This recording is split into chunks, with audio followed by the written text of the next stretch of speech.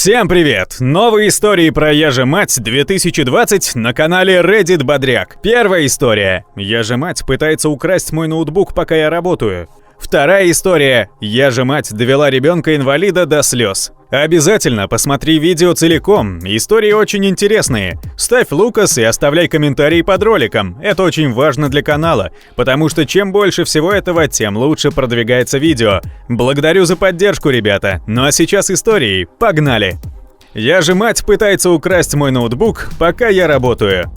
Итак, я 19-летний студент, который только что закончил колледж, и у меня был впереди год отдыха, чтобы делать все, что я хочу. Я решил потратить время на работу в моем местном кафе. Однажды на обеденном перерыве я отдыхал за угловым столом с небольшим количеством шоколадного торта и чая. Включил ноутбук, запустил свою любимую игру и спокойно отдыхал, занимаясь своими делами. Буквально через 20 минут в кафе вошла «Я же мать» с ребенком. Я таких определяю с первого взгляда. Женщина выглядела так, будто ей за 40 или около того, а ребенку примерно лет 7. Они подошли к стойке и начали заказывать еду и напитки. Я отвернулся и продолжил играть в свою игру. Когда они получили свой обед, то подошли и сели за стол, который был рядом со мной. Мой перерыв на обед к этому времени подходил к концу, поэтому я, не торопясь, начал собираться, чтобы вернуться на рабочее место. Неожиданно ребенок заметил, что я играл в игру, и спросил у матери: «Мама, я могу сыграть в эту игру?»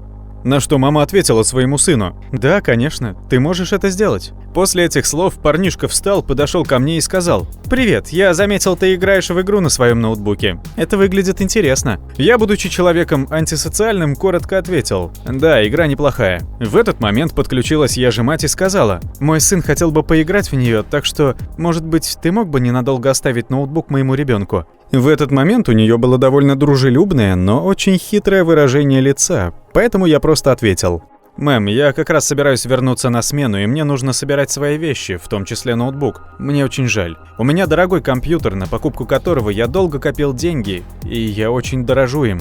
Тут мальчик подумал и говорит: «Мам, он переживает за свою вещь. Она стоила ему больших трудов. Ладно, потерплю до дома». Когда я услышал, что сказал парень, то подумал: а почему бы и нет? Мальчик вроде понятливый и наверняка будет аккуратно обращаться с ноутом, и ничего страшного не случится. К тому же, они будут у меня на виду, и я смогу держать все под контролем. Единственное, что я сделал, это вышел из игры, в которую играл, и включил ему другую. Ребенок выглядел просто счастливым. Я сказал матери, что мне не нужен мой компьютер во время смены, и что ее ребенок может поиграть на нем. Только попросил присматривать за ним, чтобы паренек ничего не пролил на него и не сломал. Все было нормально, ребенок спокойно играл, а мать сидела рядом и пила кофе. Однако через полчаса я заметил, как эта дама собирает в пучок зарядку и складывает ноутбук. Сначала я предположил, что она собирается вернуть его мне и уйти, но на самом деле она планировала забрать компьютер и покинуть кафе. Я поспешно бросил свои дела за стойкой и отправился за ноутбуком. К тому времени, как я догнал ее, она уже вышла за дверь и была в 5 метрах от входа, пытаясь открыть свою машину. Ребенок стоял рядом, виновато смотря в сторону, а я закричал: «Эй, какого черта ты делаешь?» Ее ответ меня просто взбесил. «Послушай, моему ребенку понравился ноутбук, и он хочет оставить его себе». Тогда я спросил: «У тебя все в порядке с головой? Это моя вещь, ты вообще не имеешь права забирать ее, независимо от того, понравилась она кому или нет. Я заработал деньги на покупку этого ноутбука и не позволю его просто взять и украсть кому-то». «Ну, знаешь что, не похоже, что ты много пользуешься им, так что, может быть, он нужнее тому, кто его действительно заслуживает. Мой ребенок совершенен и вежлив, так что пусть он будет у моего сына, а не у какого-нибудь неблагодарного подростка.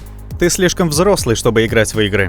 Я, окончательно разозлившись от наглости «Я же матери», попытался забрать свой ноутбук, так как она не положила его в сумку, а просто сжимала под мышкой. Мне легко удалось выхватить его. Но затем «Я же мать» бросила свою сумку, выхватила у меня ноутбук, ударила меня в живот и начала кричать: «Помогите! Этот человек напал на меня!» Мой коллега Киран выбежал из кафе вместе с менеджером и спросил, что тут происходит. «Я же мать» не растерялась и ответила: «Ваш работник хотел нас ограбить. Увольте его, иначе я обращусь в полицию». Хочу сразу сказать, что Киран больше, чем мой коллега. Он мой друг, потому что в свое время он часто брал выходные, давая мне возможность поработать за него и быстрее накопить деньги на осуществление моей мечты, на покупку этого самого ноутбука. И он сказал этой даме: «Я на 100% уверен, что это не ваш компьютер. Верните его быстро. Я вызываю полицию. Сейчас они приедут и разберутся, кто здесь вор, а кто хозяин». И тогда, без шуток, «Я же мать» быстро села в авто, ребенок в этот момент уже был в машине, надавила на газ и со свистом уехала. пропала. К счастью, мне удалось быстро достать смартфон и сфотографировать ее номерной знак. Мы немедля вызвали полицейских и все им объяснили. Я показал им фотографию, благодаря которой они и выследили «Я же мать». Что было дальше? Конечно, я вернул свой ноутбук, на нем уже был сменен пароль, и, как я понял, сделала она это еще находясь в кафе. В техническом отделе полиции мне помогли разблокировать компьютер. Когда я получил полный доступ к своему ноутбуку, я был немного шокирован. Оказалось, эта сумасшедшая, непонятно зачем, успела удалить множество игр, в том числе ту, в которую играл ее сын. Также она удалила некоторые электронные письма и важные файлы, в том числе презентацию, которая помогла бы мне поступить в университет. Хорошо то, что на жестком диске у меня была копия этой самой презентации, иначе месяцы трудов были бы напрасными. Плюс ко всему она открывала мой электронный кошелек, но ей, видимо, не удалось потратить ни $1. Это меня очень обрадовало, и я вздохнул с облегчением. Вообще, я живу в довольно жестокой части Англии, и такое дерьмо частенько случается в моем районе. В итоге «Я же мать» приговорили к 2 годам общественных работ и лишили родительских прав. Теперь ее ребенок живет с бывшим мужем. Он, кстати, был в суде и даже извинился за ее действия. Вот так моя доброта и доверчивость взяла надо мной верх, за что я и поплатился. Но главное, я вернул ноут, и это для меня самое важное.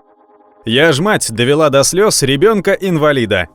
Несколько месяцев я проработал в зоопарке гидом. Это история одного из самых отвратительных людей, которых я когда-либо встречал. Однажды одна семья оплатила мне тур, чтобы я показал их ребенку обезьян. Малыш являлся инвалидом с рождения. Не знаю, с чем это связано, но родители предпочли остаться за пределами зоопарка, пока я буду показывать ему животных. В общем, мы добрались до обезьян. Ребенок был очень громкий и не мог сдержать своей радости, глядя на приматов. Длилось это, может быть, около получаса, и малыш просто продолжал на них смотреть, смеяться, пытаться им что-то говорить и так далее. Через некоторое время к нам подошла женщина с мальчиком лет 10. По выражению лица этой дамы было понятно, что она недовольна происходящим. Видимо, ребенок-инвалид, который был со мной, слишком громко для нее выражал свои эмоции. Через несколько минут эта женщина подходит ко мне ближе и заявляет: «Послушайте, этот ребенок мешает нам и явно замедляет вашу работу. Будьте добры, отмените все ваши мероприятия и возьмите лучше нас в тур». Я отвечаю: «Извините, мэм, семья этого мальчика уже забронировала